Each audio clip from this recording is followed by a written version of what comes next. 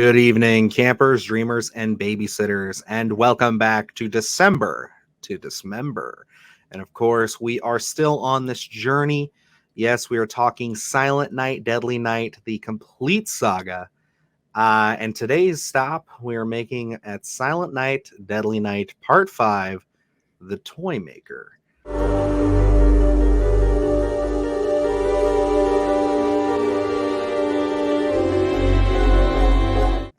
This is the second from the last. And let's just kind of take it back a second. Let's recap for a minute. So the first film, we liked it. We said it's good. We understand why, it stands where it stands. The second one is quite hilarious. Lots of quotable sequences. The third one was pretty boring. And that last one was fucking strange. So I don't know, Luke, how do you feel now that we've gotten to the other side and we've watched Silent Night, Deadly Night 5, The Toymaker? Well, this has been an interesting franchise. I guess a lot of twists and turns, mostly negative, and some hilariously entertaining things going on, maybe not intentional. But I will say, this fifth installment, I wasn't sure what to think of it. Going in, as we know, these are standalone films. I gotta say, after watching this film, I was pleasantly surprised. It's not like it's going to be one of those films that I'm going to put up against some of my favorite horror movies of all time, but this one is surprisingly of better quality and a more interesting story than a lot of the things that we get in the Silent Night, Deadly Night franchise. What the hell's that?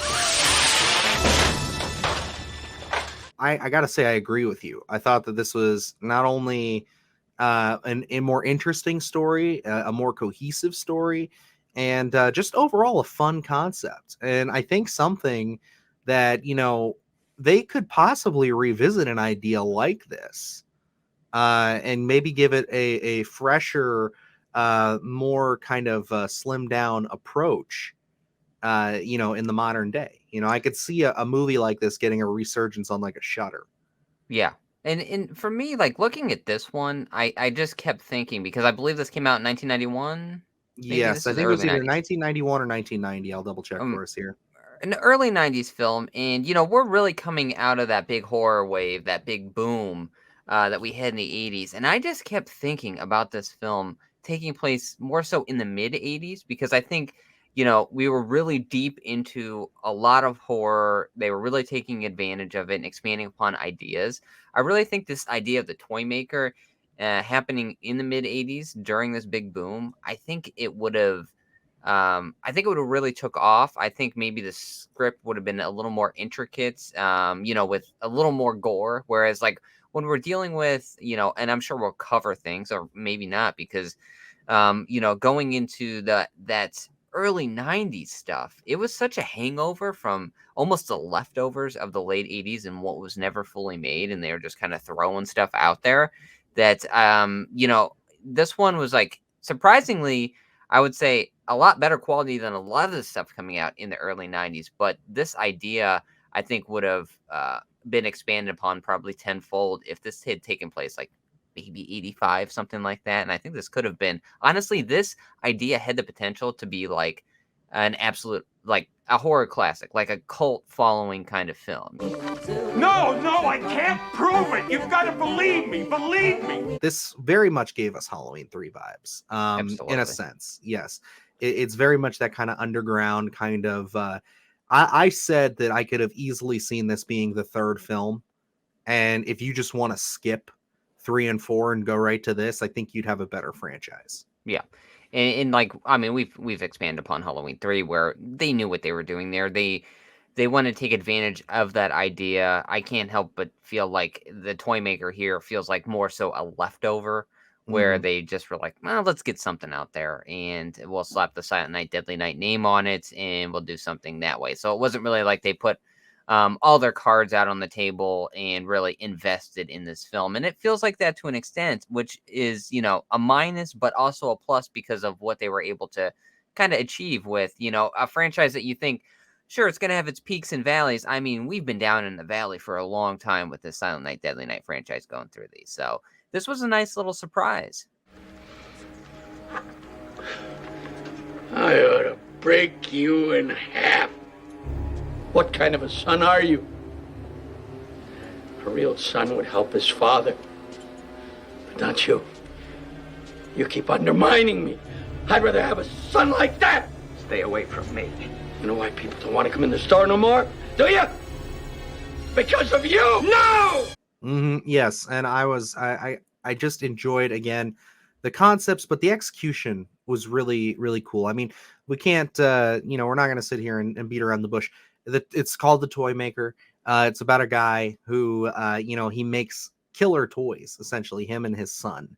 And when we get to see some of those toys in action, it is very entertaining. They really tease you pretty lightly, I'd say, with the first kill with the dad. Where it's not the most violent thing, it's more the toy causes the death. Yeah. And so you don't really get it, and you don't get to see it. And then there's another character later on who gets attacked in his car. Again, it's pretty mild, but there is go ahead. I want to say that sequence there. I don't know the gentleman's name. I guess he was the supervisor, the owner of the motel that Noah was staying at. But as soon as first kill, it's okay. Pretty hokey where he gets, I think, falls on a fire poker or something like that. A little hokey for my taste. Nothing too much. I was like, okay, this is what we're in for. And then as soon as that one happens, for me, that was one of those things where I flipped that switch and was like, this feels like Halloween 3.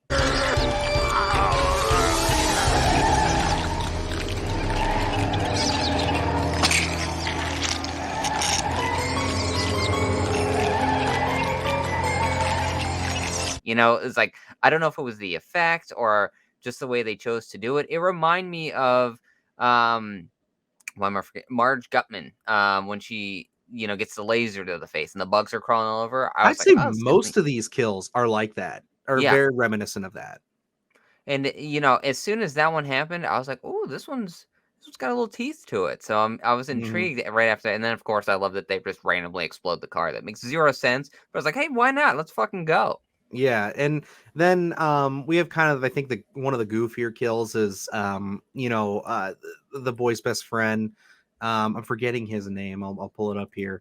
But Derek's best friend. And it's one of those things where it's like, we're talking about Lonnie. Is it Lonnie? That's hilarious.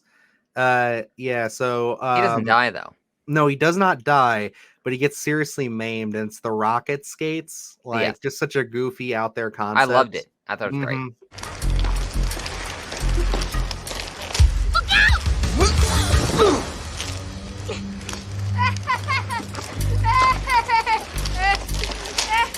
Son of a bitch, you're dead!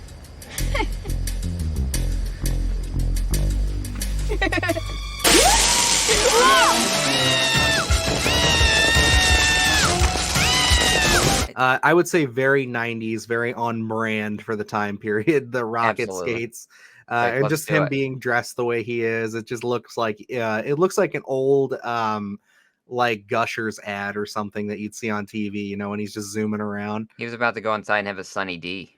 Right. Or a Surge or something.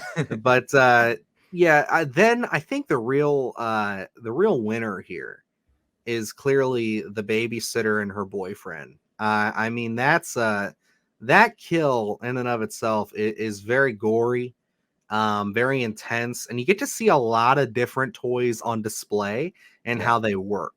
How about the hand on the beehole?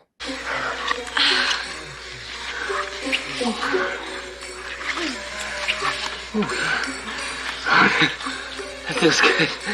Oh, you never touched me there before. What? No, put it back on. Put it back on.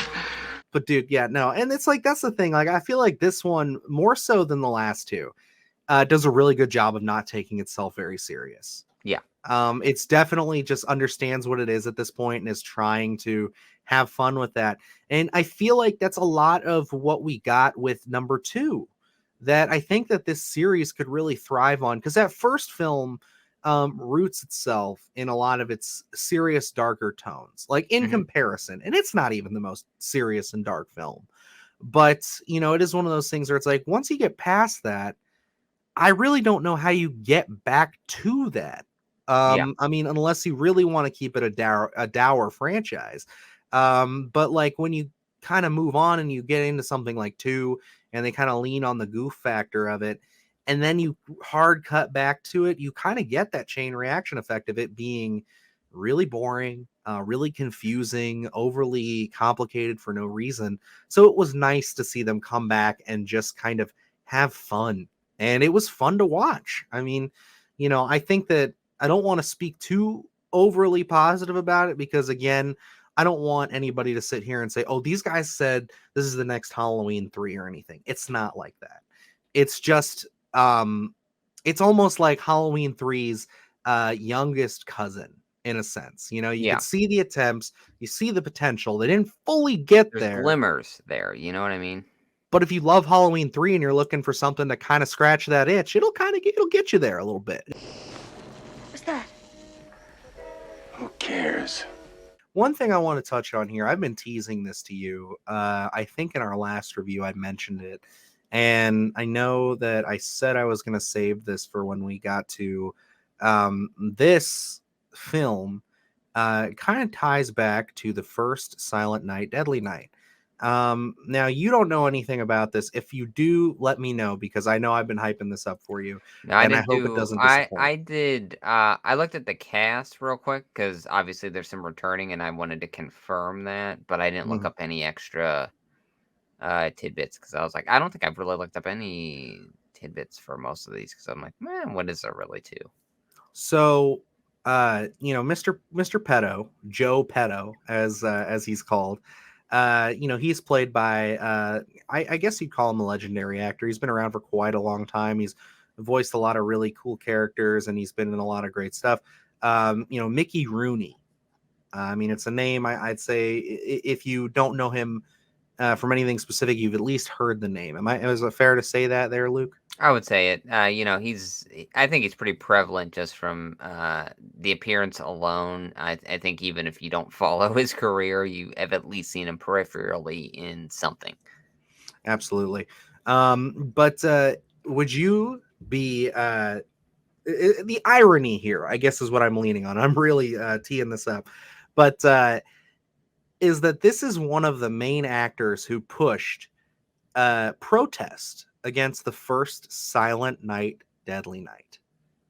He called the first film, stating in an open letter, the scum who made this should be run out of town for sullied the sacredness of Christmas. He's not so good. Not so good. What's the matter? Huh? What's in your nose there? Watch. Money? Is that where you keep your money? I guess that didn't stick around too long because Not at all. you know, you're talking, good Lord, when did the first one come out? 84? Yeah, I believe so. And then what? Yeah, We're here 7 years later, and exactly. he's dressed as Santa Claus. Exactly. 7 years later, this motherfucker is the bad guy in a sense in this film. And it's like, I could have given him a pass. You know, if he's just in it, maybe as a toy shop owner, and that's as far as we go here. Okay, maybe. And that is a big maybe. But it's like, listen, man, you agreed to dress up like Santa Claus and put a sack over a kid's head and abduct him. And Yes. This is what I'm talking about. Like, I caught that little detail when I was doing research for the first film. And I was like, we could talk about this, but I'm like, I feel like this would be a lot funnier if I saved it for 5. Yeah. Because it's just like the audacity to what come are the out odds and of call that happening? this movie scum and to bash these people, you know, so film. openly, and then to just turn around and show up in the 5th installment in the franchise. It's like fucking having Kane Hodder before he was anybody come out and bash all of these fucking Friday the 13th movies to then go on and be in, you know, 7, 8, 9, 10. You know what I mean? Like, Yeah. it just doesn't work. I wonder if they sought him out to do this. I don't know. You know, I think would that have would've been funny. loved to have asked him. I mean, he's passed on. So rest in peace, Mickey Rooney. But it's one of those things where it's like I would be so curious to see if anybody ever asked him how that came about. Because if there's any, they just released that Blu-ray with 3, 4, and 5 on it. Which, when we were kind of leading into this, I was kind of thinking about buying that. I'm actually thankful I didn't, because those other 2 films I would not watch. It is fairly cheap though. I think it's like $13 on Amazon right now. So I mean, like, I don't know. Maybe to own the Toymaker, it could be worth it if there's a good amount of special features. Because what I'm getting at is if there was like an interview or something, or like some behind the scenes for the Toymaker where there's a chance we could get an explanation, I'd love to see that. Yeah, and just to see what's up. I mean, regardless, I think Mickey Rooney puts on a great performance here. He does. I think it really works. I mean, in a franchise where we don't really have too many strong performances, obviously Mickey Rooney is one of the shining lights here.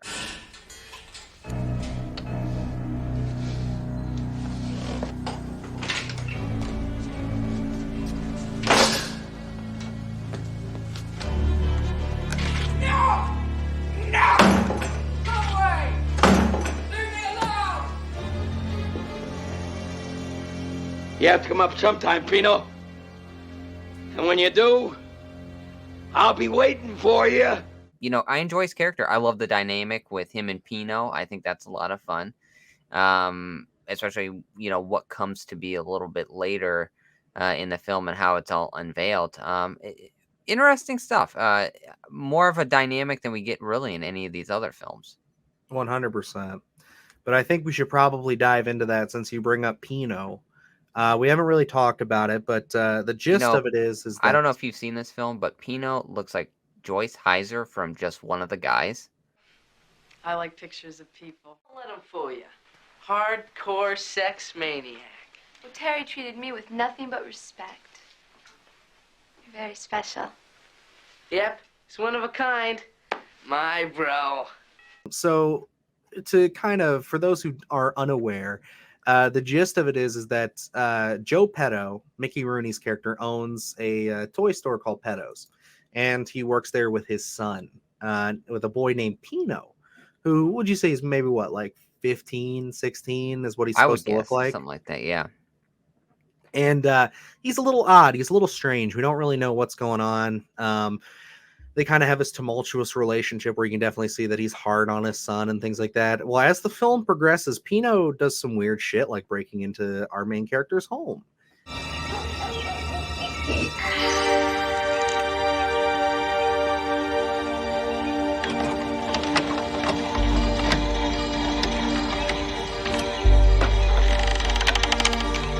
And, kind of living vicariously through them. And he keeps trying to give the little boy toys. Yeah, all the boys. Yeah, he gives him toys. I thought you said boys. Like, I was like, okay, yeah, I thought he did. All right, so he's trying to give Derek toys for some reason, very special toys.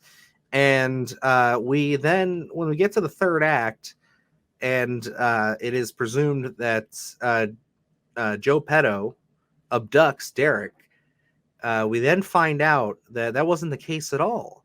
As it turns out, it was Pino dressed as Joe Petto, and you find out that Pino is a toy.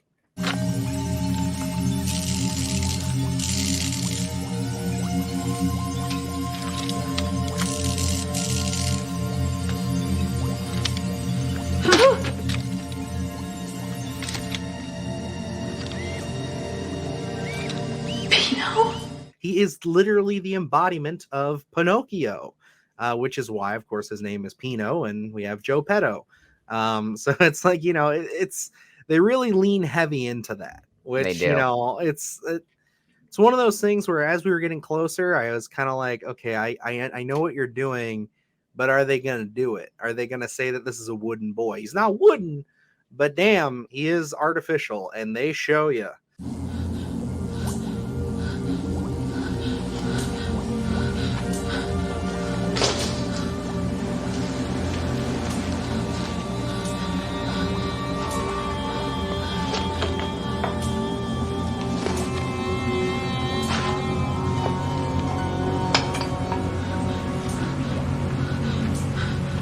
my God. This movie, I gotta say, I applaud them for staying away for 90% of it with no sexual assault. That has been a huge thing, or essay. Sorry for anybody. I hope that doesn't trigger. But you know, it's one of those things where it's like, they couldn't help themselves. It's not as abrasive as some of the other films, but Pino, he gets on mommy there and starts saying, "Mommy, I'll be your little boy, mommy," and starts humping the shit out of her. It's fucking strange, and like that You was know, super apparently that was the off-putting. go-to. You know, he's like, Yeah, when we're right. talking about my mom, this is this is the next step. It's not let's bake some cookies. Let's bake some Christmas cookies. Nope, let's start the humping. I can love you like a real son. I can. I can. I can. I can. I can. I love you, Mommy.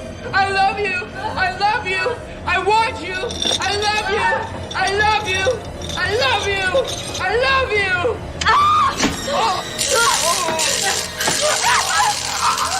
I know it was just such a strange, odd place, and it's like, could you imagine being that actor? Oh man. Just being like, yeah, not only are we gonna dress you up like a Ken doll, but now you gotta hump this actress. You gotta force her up on the table. Um, but He's yeah, I like, mean, this is going in the film reel for when I'm yes, trying to get work. it's a very brief scene. It's honestly pretty hilarious. Because it's they I like you had brought up a good point that they kind of you think they showed the front of him to kind of scoot past that a little bit to show that there Yeah. wouldn't be any kind of penetration or That's anything. where it's like, it's very odd, and that's where I think they were trying to play more odd than offensive, where it's like you look at initiation, and I find that that's pretty offensive, Yeah, it's like that's that's a rough one rough where it's like shit. this one where it's been established that he's a doll, and I mean you're just thinking, what the fuck? That's more so what the attitude is going into this. Like, are they really going this route with it? And that's honestly the last like few like what 15 minutes is. I'm like, what the hell's going on? Putting everything Yes. together. And I think they do a good job of that, where it's like we don't even know that Noah is Derek's father. And it wasn't really an idea in my head until they expand upon it. I'm like, oh, okay, now this makes sense. And then as we're going with Pino and Joe, it's like, oh, okay, so this is the route we're going. And then he takes his face off, and I'm like, oh shit, well, this got It real. it's got a lot of great twists and turns and some weird twists and turns. I'll give it Yes. that. We also poked fun at the dueling sex scenes. It was something where it's like there's a solid maybe 2 minutes of this movie where it's just two couples going at it and you're just cutting back and forth between them. Series really can't help itself at this point with that shit. It's totally fine. I mean, you don't really see much. It's all real light stuff like Yeah. softcore. Much better than the last few where sometimes you get a little too intense, especially four. So it's a nice chill pill, I guess you could say. Yeah. But yeah, I mean, other than Lighter. that, it really is a fun movie, and I mean, even with that, it's a fun movie. It knows what it is. It's not trying to kid anybody and say that it's high art or that it's trying to be anything groundbreaking. It's really just here to say, hey, we got a fun concept with a killer toy store guy and his weird, toy son who are making toys, killing kids. Let's fucking run with it and let's slap Silent Night, Deadly Night on it. And again, it's kind of in a way maybe the black sheep of the franchise, just with I don't even know if I can call it that because this is more like Christmas than any of the other two or the Yeah. other two we watched. It's just like it's a weird one, but oddly it makes sense. It fits, and I enjoyed it, and I definitely see myself revisiting this at some point down the road. Yeah. In this one, I think maybe its detriment was kind of calling it Silent Night, Deadly Night, because as soon as we get into five, I feel like maybe it's like, nah, it doesn't matter. We're in the fifth installment here. Who really cares? If this was probably called The Toymaker, and again came out in the mid 80s, I think we would have probably gotten a story that was more expanded upon. Like, I feel like this concept and the ideas that they've presented, they left a lot on the table, probably because they didn't have the budgets. It wasn't like one of those things where we're really making a go of it. But very interesting ideas presented here. I think this is a fun watch still. I'm going to go back and watch it knowing what that ending is now. I'm going to be a little more prepared for it. I'm going to be more so anticipating it. Um, but it was fun not knowing what to expect and then kind of living through it. It's like, oh, what the hell? Where are we going with this? And definitely where the last two were certainly such a bore to get through that this kind of putting a little extra pep in your step while you're viewing this one, I think it works. And then the all out absurd uh, stakes that are presented at the end of this when Pino's taking off his face and then he's basically when he takes off his clothes and he's just a giant doll. You know what I mean? Like it's real fun stuff. It's just really off the wall, real zany. Again, they know what they were doing here and what they wanted to achieve, and I think they did it. So for me, this honestly, since 2 for me is a struggle because the first half, more than over half the movie is, a recap of that first film. So it's like, these films struggle to be fun for me. And finally, Toymaker, for better or worse, was a lot of fun for me. I agree with you. Even I, who enjoys 2 a lot more, I definitely get a good kick out of that last 40 minutes. That goes a long way for me. I agree with you here that this was definitely a nice pep in the step. A little bit more gas in the tank. Didn't expect it, especially with the trajectory that we've been on, but it's good. And yeah, that's about going to wrap us up here for Silent Night, Deadly Night 5. I think we're both sitting here saying maybe if you haven't gone to it yet or you're following us on this journey, definitely check this flick out maybe this year. We got a couple days till Christmas, so I think this would be a nice one to throw on. Yep, you can get it on Tubi, on Shudder. It's pretty much, I think, anywhere it streams right now, it's free. So yeah, and I mean that's how we've been watching all of these. So we got to pimp that out a little bit, I guess. They're not sponsoring us yet. Hopefully later on down the road we'll get a Shudder sponsorship, but that'd be a dream. But yeah, no, check them out on Shudder. They got a lot of great stuff. And just in a few days here, we will be checking into remake territory, which is pretty exciting. As of recording right now, I have seen it. And Luke, you have not. I have not, but you've hyped it up pretty decently for me. So yeah, we will have to see on that one. That's I think that one's going to be a fun one to talk about. Definitely, it's in a very different time period than we've been sitting in with these, and I think they play to it really nicely. And yeah, I'm excited to discuss the remake of Silent Night, Deadly Night. I'll tell you, I'm putting out the cookies and the oat milk. And waiting for my killer Santa Claus to show up. So I'm excited. Absolutely. But if you guys want to keep up with us on all the latest and greatest, you can follow us at Splattercast Pod on all our social medias at Instagram, Twitter, and TikTok, as well as keep it here looking at all the holiday content, almost at Halloween content, going back a few months. Splatterthon flashbacks. Splatterthon flashbacks, yes. But yeah, we got a bunch of holiday content for you. We sat down with the director of The Mean One, Stephen Lamort, at the start of all of this. Check out that interview if you haven't already. It's super fun to do. Really nice guy. As well as check out our current movie reviews. Christmas, Bloody Christmas, The Mean One, of course, Violent Night, and all your holiday classics we've been covering, as well as I don't know exactly what day this one will be going up, but if it hasn't happened or it is happening today, I think if I got my timeline correct, we are going to be talking Jack Frost on a live stream, which is going to be a lot of fun. So definitely sit with us on that one. Be a good bit of fun to sit down and poke fun at a movie that is near and dear to my heart. And actually, this was Luke's pick for the live stream. So yes, it was. Yeah, I'm excited to hear. We'll have to talk for a few minutes on why you picked it. I want to know the histories with this. So join us Friday, 8 p.m. It's going to be a great time. So, all righty. But I guess until next time, I'm Dylan Newell. And I'm Luke Dinesco. And remember, stay scared.